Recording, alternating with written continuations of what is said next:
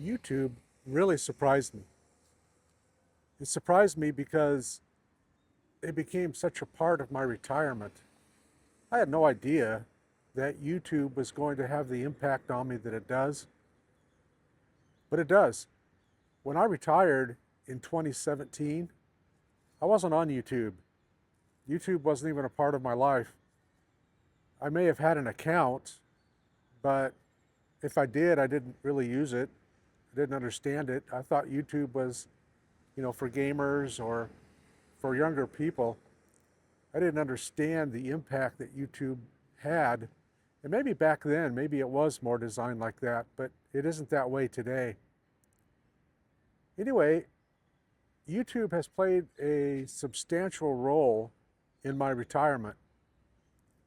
So I retired in 2017, like I said a moment ago.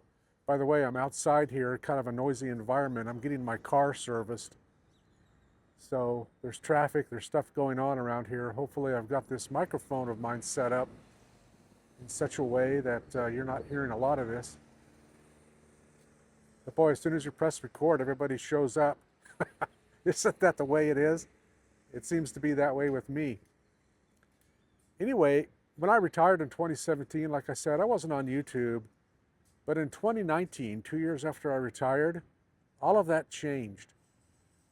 I have always been involved in a software program where I created audio creation, recording, editing, production. I've been involved in audio for a long time. I produced this music CD back in the early 2000s, and prior to that, I was in a band that, we spent a lot of time in the studio back in the analog days, making cassette tapes of all things. And so I've always been around audio. Audio's kind of been my thing. But in 2019, what happened that took me by surprise is a friend of mine suggested that since I was into that program so much at that time, she suggested, hey, Doc, that's what they used to call me, Doc, you should teach this stuff. So I kind of let that simmer for a while. I didn't really do anything with it, for quite a while. But as it kind of simmered with me and cooked a little bit on low simmer, I started to think, maybe I should.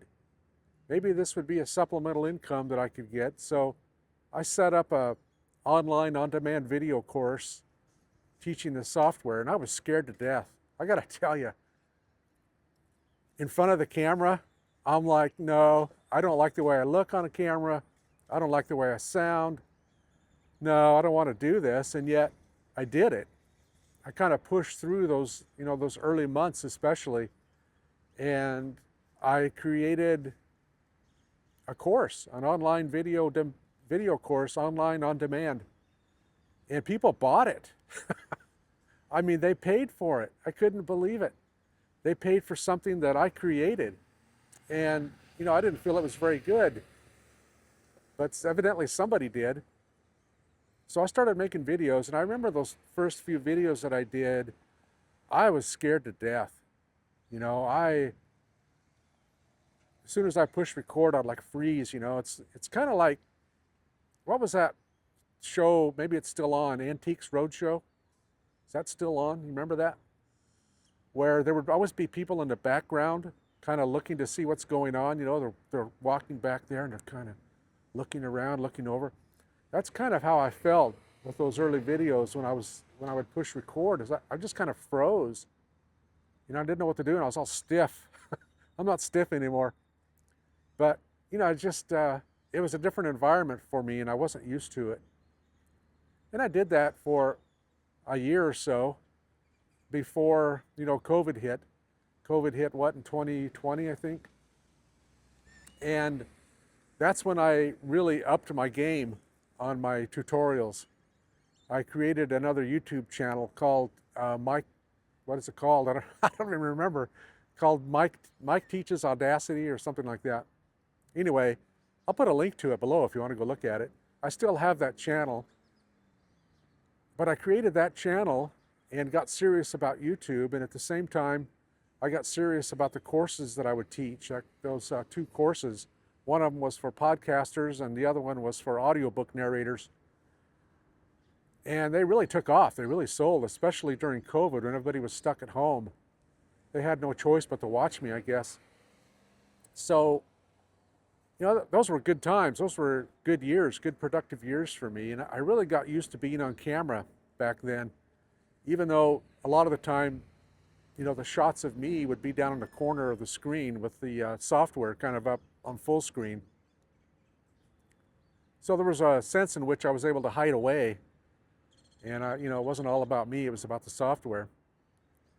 And I did that, for several years. Here it is, 2026, 6 years later, 7 years later from starting those first courses. And now I feel like, things have morphed a little bit for me. Let's go for a walk. I feel like things have morphed for me just a little bit now because, I've kind of graduated up, I guess. I still have that channel. I still will do some tutorials from time to time, no doubt. But let me adjust this a little bit here. Come on, come back to me, baby. Come back. Okay, a little bit more, there we are. Some people would say I'm using the wrong camera for this, but I want to be able to make sure that I'm in frame while I walk here. So it is what it is today. But anyway, once I got on YouTube and started this channel especially, I was able to talk more about things that I want to talk about, things that were real, things that were a part of my life, that affected my life. I wasn't doing tutorials anymore. I'm sure I'll go back to that at some point, but in 2024, when I got cancer, it kind of knocked me off of being able to, do a lot of that. I just didn't feel good. I didn't feel up to it. It wasn't a good time. So, I kind of fell out of doing that, but then when I started this channel, I thought, man, now I've got an opportunity here to, really say what I want to say things that I wasn't able to say before. And like I said at the beginning, I had no idea that this was going to turn into what it's turned into. I had no idea, not that my channel's huge, it's not by any means, but when I say it's turned into what it's turned into, I mean for me to be able to express myself, and YouTube has become such a part of my retirement.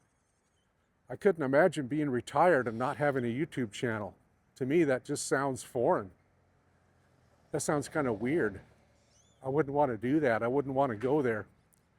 I turned around because there were a couple people standing over there talking, and I didn't want to disturb them.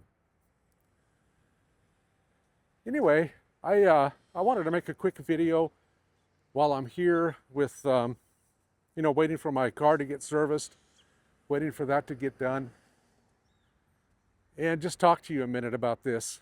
I feel like YouTube has taken me from being a consumer to being a creator.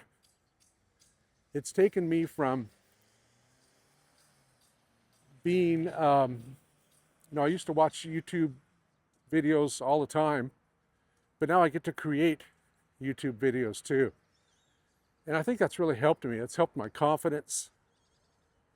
That's, helped my outlook on things overall. It's important that when you retire, that you have something there, something to kind of fall back on.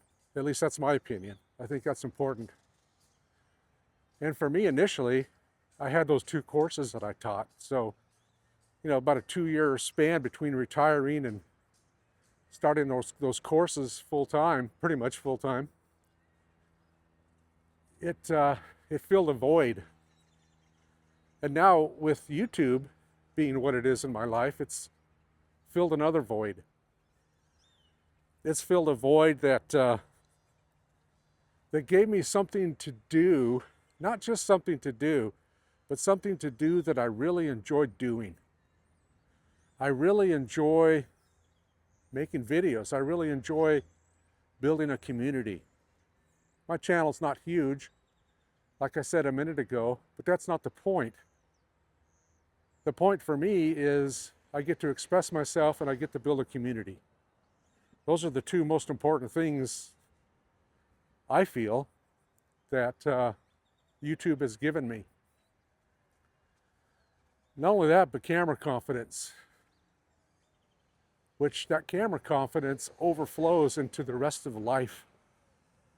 It gives you a confidence in all of life, not just when I'm recording, not just when I have a phone in front of my face and I'm recording video, but in everything that I do. I'll turn around here, it's getting kind of sunny. Welcome to Arizona, right?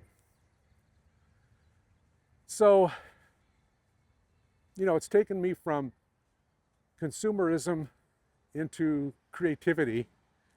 It's taken me from a teacher being, those tutorials that I taught for years, to just being more free-flowing, to just having the freedom to say what I want to say, to, be who I want to be who I am. It's given me those freedoms to be able to do that. So YouTube in retirement, to me, those two things are inseparable. I never want to be separated from the creativity that I've experienced being a YouTube creator. I never want to lose that. I plan on staying on YouTube for as long as I can because I enjoy it. This energizes me. It might sound kind of weird if you're not on YouTube, or if you're on, you obviously are on YouTube, you're watching this. But can't fool me. But you know what I mean. It might sound kind of weird if you're not used to creating videos on YouTube. Maybe you're thinking about creating videos on YouTube. Maybe you're retired like me and you're thinking, what could I do that would really help me to grow as a human, help me to grow as a person, as an individual? Try YouTube. When my friend said, hey Doc, you should teach this, I didn't act on that right away. Like I said a minute ago, that kind of simmered, that kind of just cooked. I don't remember how long, but eventually I remembered it. Eventually I remembered what she said. And I'm glad that I took action on it. If someone hadn't said that to me, I might not be on YouTube right now. I don't know. So I want to say a similar thing to you.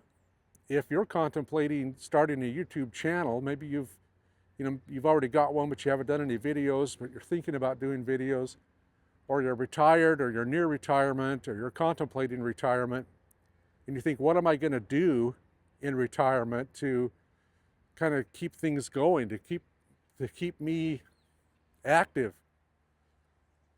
YouTube is a good option. Again, I never thought in a million years I'd be on camera. I didn't want to be on camera. It never even dawned on me to be on camera. But now I can't imagine not doing this. Because the more you do it, the more you fall in love with it, the more addicting it becomes. It's a funny thing how that happens, but it happens. And so if retirement is something that that you're contemplating, maybe you're on the cusp of, maybe you're in retirement, and you're kind of wondering what's out there that you could do to maybe take away some of the downtime in retirement. If downtime's something you don't really want. I like downtime. Start a YouTube channel. Make some videos. You don't even have to publish them. Make some videos, play them back. See what you think. Get better at it. My first videos, like I said, my first videos back when I was teaching those courses, they sucked. They weren't good. But people purchased them. People bought them. Somebody thought they were good. And when I got on this channel here, which was last August, I think, July or August of 2025. You know, those first videos, I've gone back and watched some of them and I cringe. I thought, oh, no, that's not good. But I'm leaving them up there because it helps me to see where I started and how far I've come. Not that I've arrived anywhere or that I'm polished or anything. Obviously I'm not. But it helps me to see the progress that I've made when I look back on those things. And that's helpful to me. I like that. I like that a lot. Hey, I'm going to let you go. I might do another video here while I'm waiting. I'm going to be here a couple of hours. So I may have to just step out here and do another video soon. We'll see. But I'm going to let you go for now. And thanks for watching. If this doesn't need editing, I might just upload it while I'm here. So we'll talk again soon. Thanks a lot. Oh, my name's Mike. Mike's Retirement Corner is the name of my channel. So thanks for watching. Bye.